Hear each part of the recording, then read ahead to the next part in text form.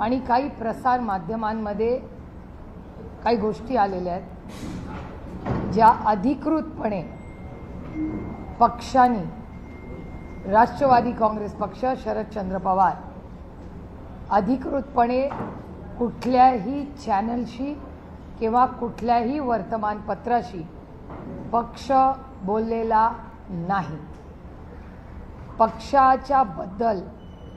पक्षाच्या धोरणांबद्दल जी काही भूमिका वर्तमानपत्रात किंवा चॅनल्सवर आली ती सूत्रांच्या थ्रू आलेली आहे. फिजिकली ऑफिशियली कुठलंही स्टेटमेंट हे राष्ट्रवादी काँग्रेस पक्ष, शरदचंद्र पवारांनी केलेलं नाही. त्याच्यामुळे हा सगळा गोंधळ जो मी चॅनल्समध्ये गैरसमज हे पाहिले, त्याच्यामुळे मला असं वाटलं की आदरणीय पवारसाहेब आणि राष्ट्रवादी काँग्रेस पक्ष आणि महाविकास आघाडी, आमचे सहकारी, पदाधिकारी, कार्यकर्ते यांच्या मनात पक्षाबद्दल कुठलाही गैरसमज असू नये म्हणून मी आपल्याला विनंती केली. कारण अधिकृत पक्षाने कुठलीही भूमिका मांडलेली नाही. त्यामुळे तुम्हाला मनात जे प्रश्न असतील ते मन मोकळेपणे तुम्ही मला विचारावे आणि जे ऑन कॅमेरा आहे तेच वास्तव आणि सत्य आहे. सूत्रांची माहिती, हा बोलला, तो बोलला, ऑफ कॅमेरा, ऑन कॅमेरा, चहा पिताना, गप्पा मारताना, त्याच्यात काही तथ्य नाही. त्याच्यामुळे मन मोकळेपणे तुमच्या मनात जे असतील ते प्रश्न, त्याचं वास्तव आणि त्याचबरोबर इथे यायच्या आधी काँग्रेसचे अध्यक्ष आणि माननीय संजय राऊत साहेब या आणि बंटी पाटील दादा या तिघांशीही मी सविस्तर बोललेले आहे. कारण का त्यांनाही काही गैरसमज काय होतं, कोण नागपूरला आहे, कोण आणि कुठे आहे, मग तो बूम घेऊन जातो, त्याला बिचारायला हेड ऑफिसनी काहीतरी सांगितलेलं असतं, मग त्या हेड ऑफिसनी सांगितलेलं तो बिचारा पुढे विचारतो.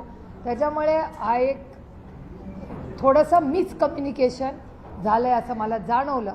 म्हणून मी आपल्याला विनंती केली की तुमचे जे काही प्रश्न आहेत आणि पक्षाची काही ठोस भूमिका आहे ही पक्षाच्या वतीने आदरणीय पवारसाहेब, माननीय जयंतराव, माननीय शशिकांत शिंदे साहेब या सगळ्यांची चर्चा करून सगळ्या खासदारांना आणि आमदारांना माहिती देऊन मी तुमच्या समोर आज इथे बसलेली आहे.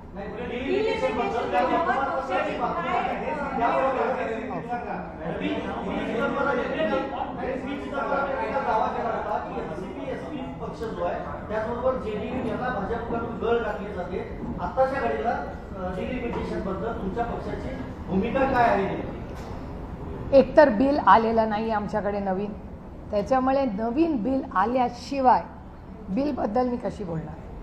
त्याच्यामुळे बिल काय येईल हे बिल आल्यावर 24 तासात त्याचा अभ्यास करून आमचा काय स्टँड आहे हे मी सांगू शकतो. पण थोडंसं तुम्हाला इतिहासात नेते. इतिहास या बिलाचा असा आहे की जेव्हा एकतर महिला आरक्षणाचं बिल हे एकमताने भारताच्या संसदेत पास झालेलं आहे, हे वास्तव आहे या देशात. त्यामुळे महिला आरक्षणाचं बिल यूनॅनिमसली पास हो चुका है इस देश.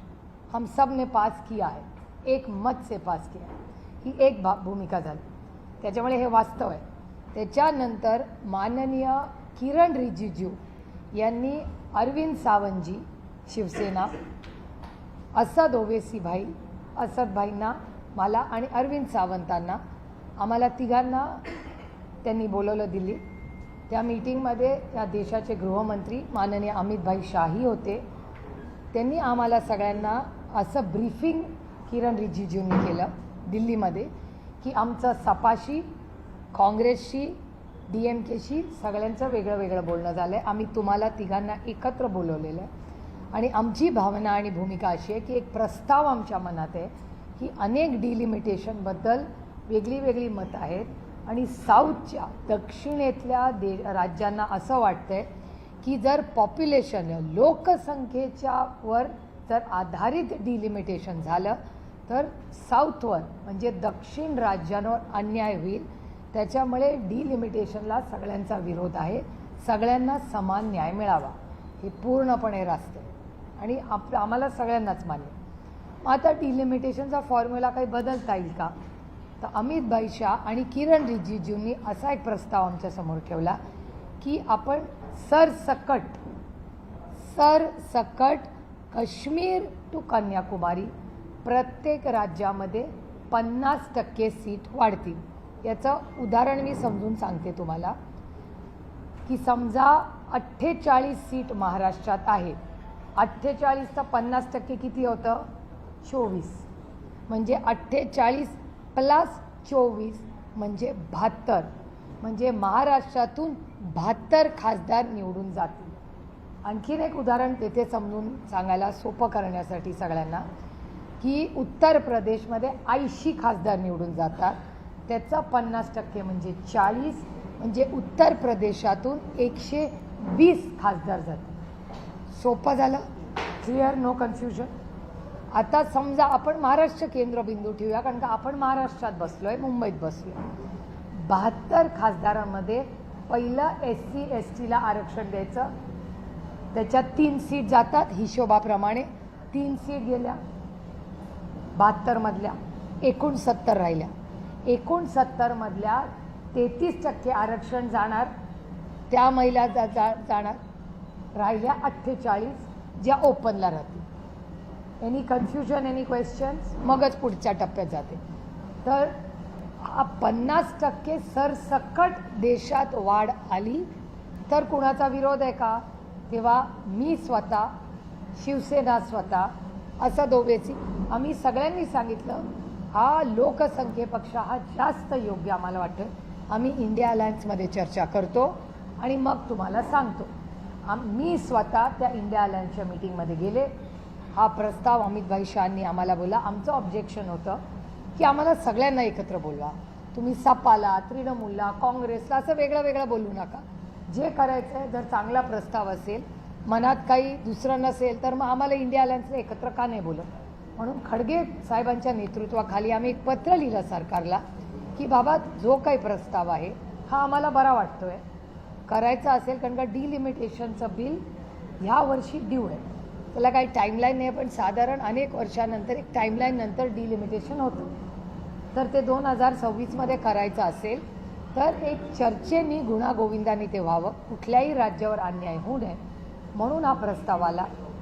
माझं स्वतःचं DMK, तृणमूल, सपा सगळ्यांशी बोलणं झालं, काँग्रेसशी बोलणं झालं आणि मोठी हा प्रस्ताव जेव्हा आला तेव्हा आम्ही सगळे म्हणलो की इंडिया अलायन्सच्या माध्यमातून आपण या सगळ्याचा विचार करायला हरकत नाही, कारण का कुठल्याच राज्यावर त्याच्यात काही अन्याय होत नाही असं दिसतंय. पण हे करत असताना डिलिमिटेशनचा प्रोसेस काय असेल, म्हणजे मतदारसंघ जर बदलायचे झाले तर तुम्ही कसे बदलणार, त्याचा फॉर्म्युला काय, तर याचं उत्तर सरकारकडे नव्हतं.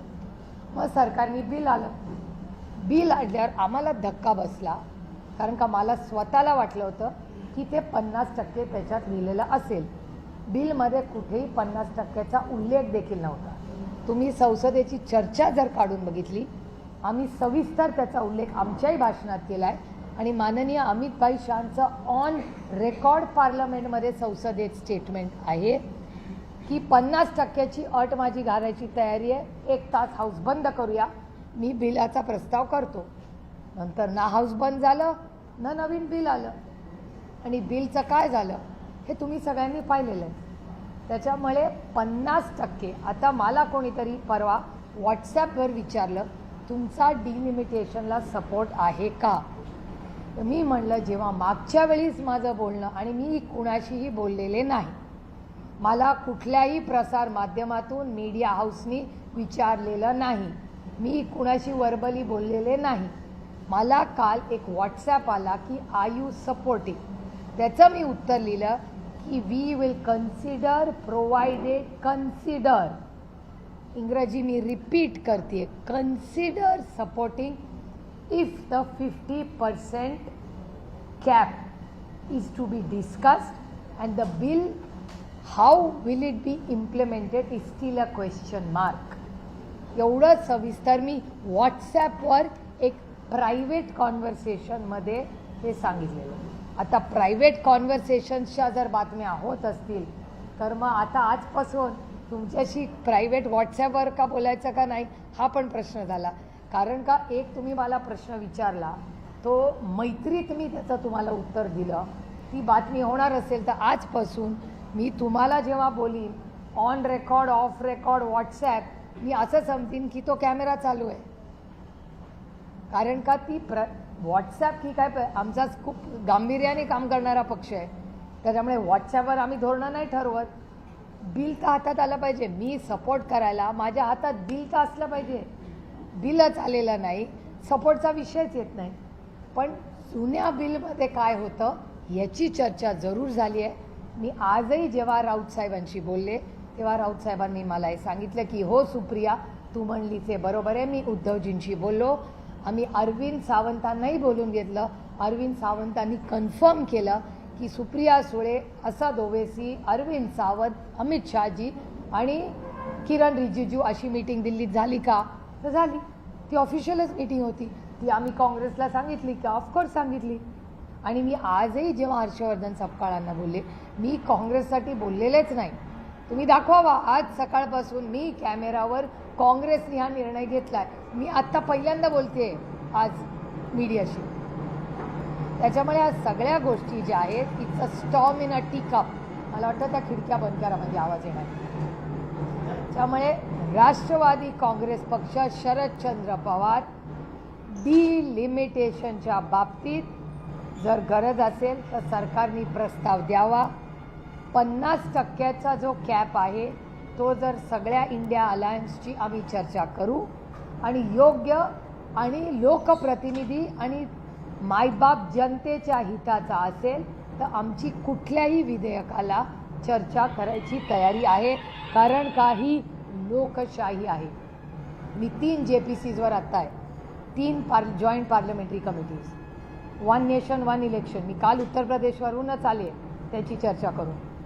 मी नवीन कॉर्पोरेट लॉ येतो आहे त्याच्या JPCवर आहे. आणि 3री JPC 130th अमेंडमेंट. त्याच्यामध्ये कुठलाही प्रधानमंत्री मुख्यमंत्री जर 30 दिवस जेलमध्ये गेला तर त्याला सुमोटो काढायचा अधिकार आहे.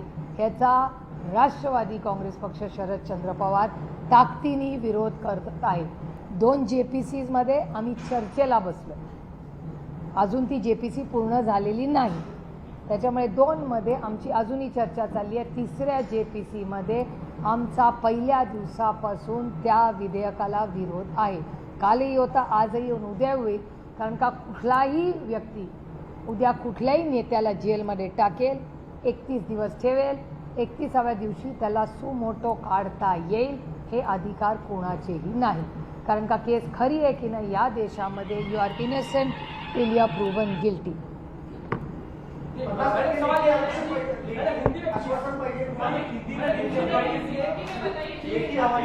मला डिलिमिटेशनचा प्रोसेस काय असेल, फॉर्म्युला काय असेल हे तर कळलं पाहिजे आम्हाला. आमचं म्हणणं आहे डिलिमिटेशन काळाची गरज आहे असं सरकार म्हणते. ठीक आहे, आमची चर्चेला बसायची तयारी आहे. पण तुम्ही एकतर साऊथच्या राज्यांवर अन्याय होणार नाही ह्याची खबरदारी घेतलीच पाहिजे. कुठल्याच राज्यावर अन्याय होणार. आणि म्हणून मी DMKचा आवर्जून उल्लेख केला. कारण का DMK पक्षाची माझं सविस्तर बोलणं झालेलं आहे. आणि 50% सीट जर वाढणार असतील तर DMK ह्याचा विचार करायला, मी हो म्हणलेले नाही, विचार करायला आपण सगळे इंडिया अलायन्समध्ये बसूया. ही DMKची लाईन मी स्वतः ऐकलेली. त्याच्यामुळे त्यांच्या ह्या सगळ्यांबरोबर चर्चा करूनच इंडिया अलायन्स एक मताने निर्णय घेईल. असं झालं त्याच्या आधी ना 50%चं आलं ना फॉर्म्युला आला आणि विधेयक पडलं. आणि त्याच्यामुळे नवीन विधेयक आमच्याकडे आलेलं नसल्यामुळे आम्ही विधेयकावर कसं बोलणार.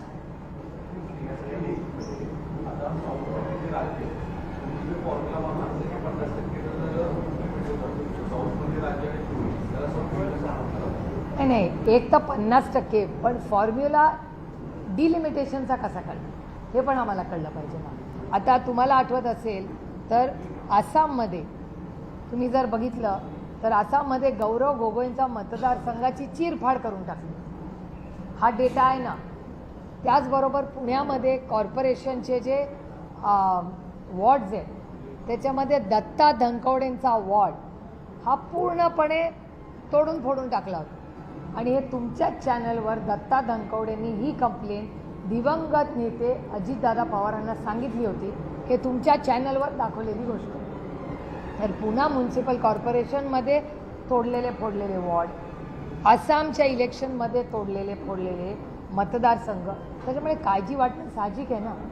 डिलिमिटेशन व्हावं नाही व्हावं, 50% वाढवावं, काय फॉर्म्युलाची चर्चा तर झाली पाहिजे नाही का. सशक्त लोकशाहीमध्ये चर्चा तर झाली पाहिजे. आणि प्रस्तावच आला नाही, त्याच्यामुळे प्रस्ताव नाहीच आला म्हटल्यावर आम्ही बोलणार कसं त्याच्यावर.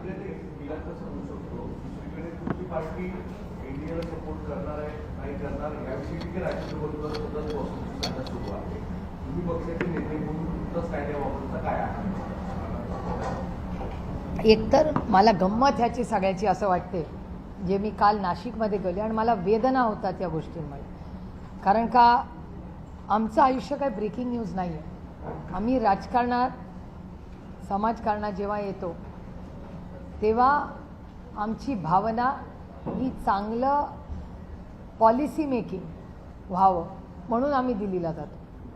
म्हणजे मी स्वतः खासदार का झाले याचं कारण मला असं वाटलं की चांगली पॉलिसी मेकिंगचं काम आपण करावं, विधेयकांवर चांगलं काम करावं. आणि विधेयकांवर सोडून बाकी सगळीच चर्चा आमच्याबद्दल होती. एक तर आम्हाला आधी काँग्रेसमध्ये मर्ज केलं, मग आम्हाला BJPत मर्ज केलं, त्याच्यानंतर सेनेत मर्ज केलं.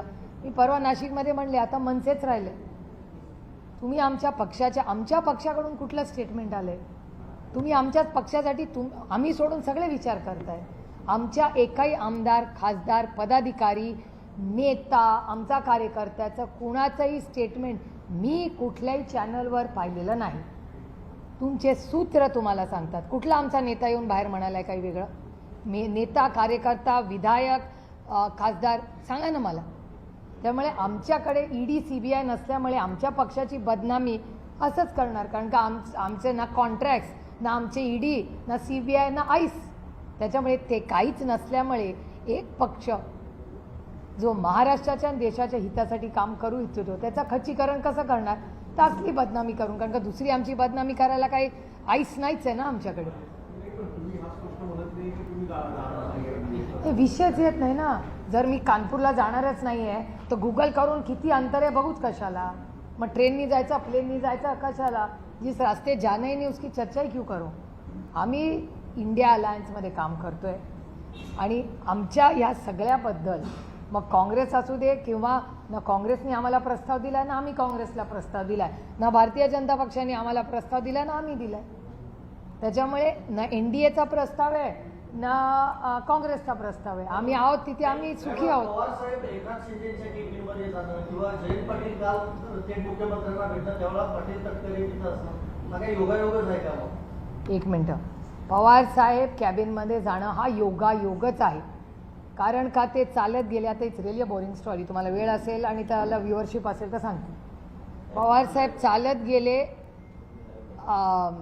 यांनी असेंब्लीमध्ये आणि मी थोडीशी लेखीच्या ह्यानी नेहमी जरा एजवर असते.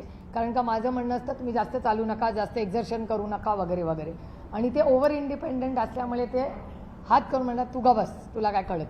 म्हणून ते आपलं चालत सुटले नेहमीप्रमाणे. आणि परत येताना तिथल्या कॅमेराजमध्ये ह्या सगळ्या गोष्टी आहेत की काही आमदार साहेबांना म्हणले साहेब तुम्ही आलाच इतक्या वर्षांनी तर आम्हाला पण इथे बसूया. तर जी खोली होती तिथे ते वळाले आणि त्या खोलीत जाऊन ते बसले. आता त्यांना काय माहिती. आणि एक सांगते, असेंब्ली पार्लमेंटमध्ये, संसदेत आणि कुठल्याही असेंब्लीमध्ये फक्त प्राईम मिनिस्टरचं ऑफिस आणि चीफ मिनिस्टरचं ऑफिस ह्या फिक्स जागा असतात. बाकी सगळ्यांचे ऑफिसेस बदलत असतात. हे तुम्हालाही माहिती असेल, तुम्ही रिपोर्टिंग करता. तिथे काय फिक्स जागा नसतात. कुठलीच आयुष्यातली जागा बाय द वे राजकीय पद्धतीत फिक्स नसते. आणि ज्याला वाटत असेल ती फिक्स्ड आहे ह्या भ्रमात मी तरी नाही आहे. There is nothing permanent in politics ever for anybody for that matter. त्याच्यामुळे ह्या भ्रमात मी नाही आहे. त्याच्यामुळे ते जाऊन तिथे बसले. काय 4-5 लोक त्यांना भेटले. हा शिंदेसाहेबांचा मनाचा मोठेपणा. अच्छे को अच्छा बोलना चाहिए. आता त्याची न्यूज कराल की शिंदेसाहेबांचं ताईंनी कौतुक केलं. जे चांगलं आहे हे वास्तव ते मी खरं बोलते की ते कॅबिनेट सोडून ते आले. त्यांनी साहेबांना 1-1.5 सेकंड एक बुके दिला. हा त्यांचा मनाचा मोठेपणा. आणि ते निघून गेले. साहेबांनी त्यांची मीटिंग केली आणि आले. त्यानंतर राऊतसाहेब नाराज झाले. मी स्वतः राऊतसाहेबांना फोन करून सांगितलं की राऊतसाहेब असं असं झालं. दुसऱ्या दिवशी तुमच्याच चॅनलवर राऊतसाहेबांनी हेही सांगितलं की हो मला फोन आला होता, मला आता कळले, आता माझी नाराजी काही नाही.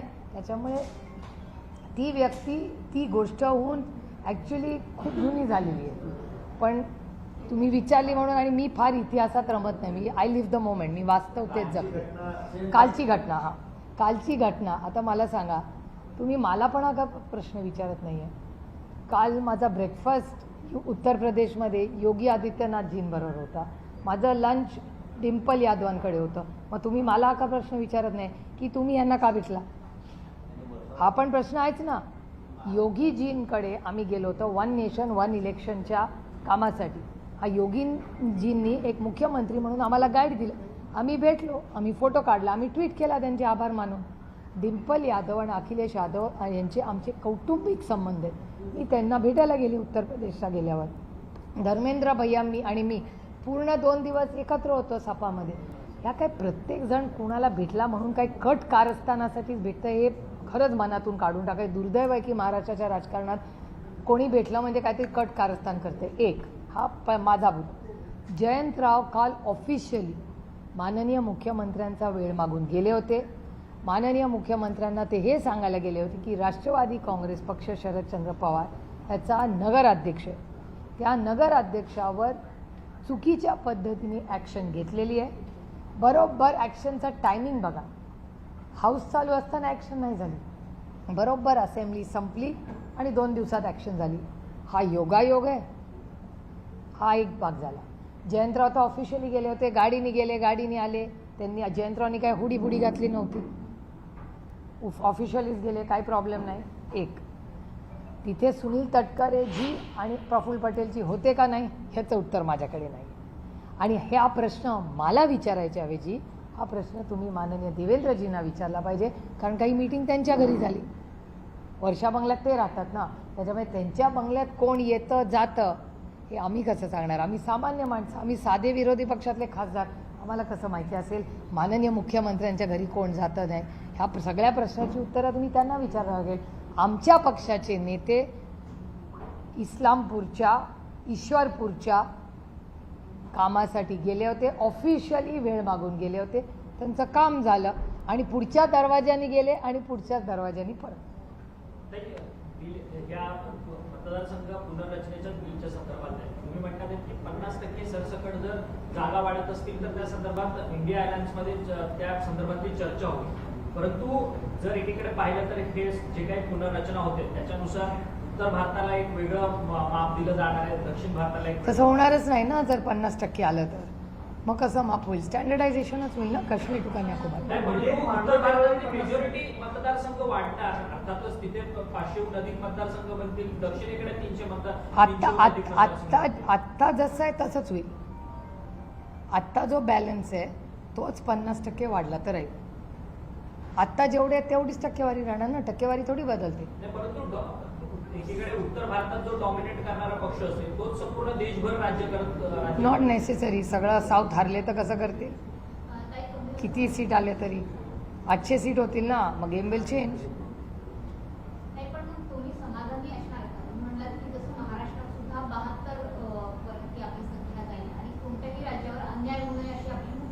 क्लिअरली.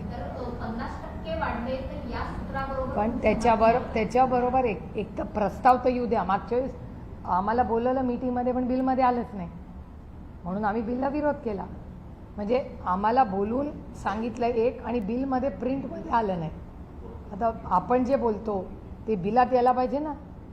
काँग्रेसचा या संपूर्ण 50%ला जर विरोध असेल चर्चा तर मग तुम्ही काँग्रेस सोबत राहणार की नाही? आम्हाला बिल आल्याशिवाय मी बोलणार नाही. बिल आल्याशिवाय मी कसं बोलणार? कारण का इम्प्लिमेंटेशन कसं करणार हा पण एक मोठा मुद्दा आहे ना. कारण का जर सीट असतील तर त्या सीटमध्ये फॉर्म्युला काय असेल त्याचं क्लॅरिफिकेशन केंद्र सरकारला आम्हाला द्यायला लागेल.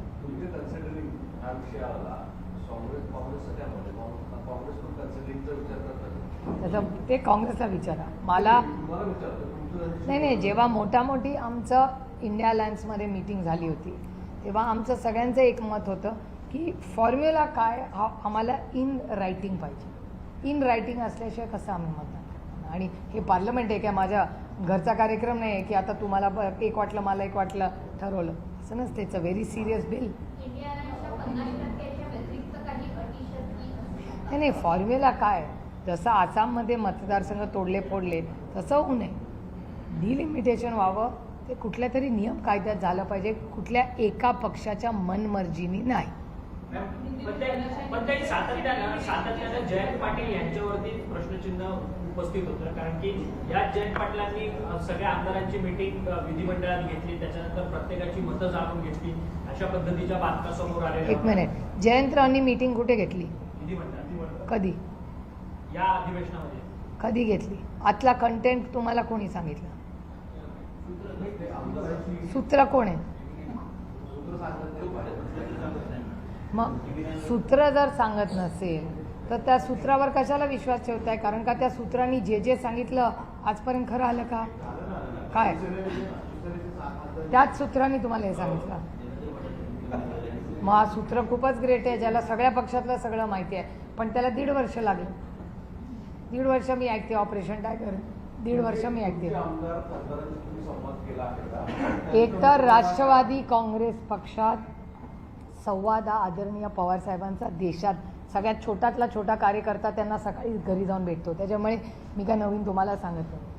आम्ही काय स्पेसिफिकली हॅलो तुला कोणाचा फोन आला का असला आमच्याकडे चालत नाही. आमचा पक्ष फार गांभीर्याने राजकारण आणि समाजकारण करतो. आमचे सगळे आमदार आणि खासदार हे 24/7 कुठे असतात हे तुमच्या सगळ्या चॅनलवर दिसतं, कारण का आमचे आमदार खासदारांना सुट्टी घ्यायची वेळ नसते. आमचे सगळे खासदार आणि आमदार फुल टाईम लोकसेवेत असतात. पक्ष एका डायरेक्शननी काम करतो. सगळे 24/7 आदरणीय पवारसाहेबांच्या कॉन्टॅक्टमध्ये असतात. राष्ट्रवादी काँग्रेसचा एकही खासदार आणि आमदार कुठलाही वेगळा निर्णय घेणार नाही. जो काही निर्णय घेतील ते सगळे एकत्र एका मताने आदरणीय पवारसाहेब केंद्रबिंदू ठेवूनच निर्णय घेतील.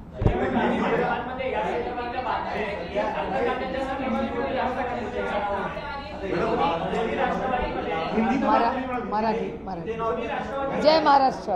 पहिलं मराठी संपू दे.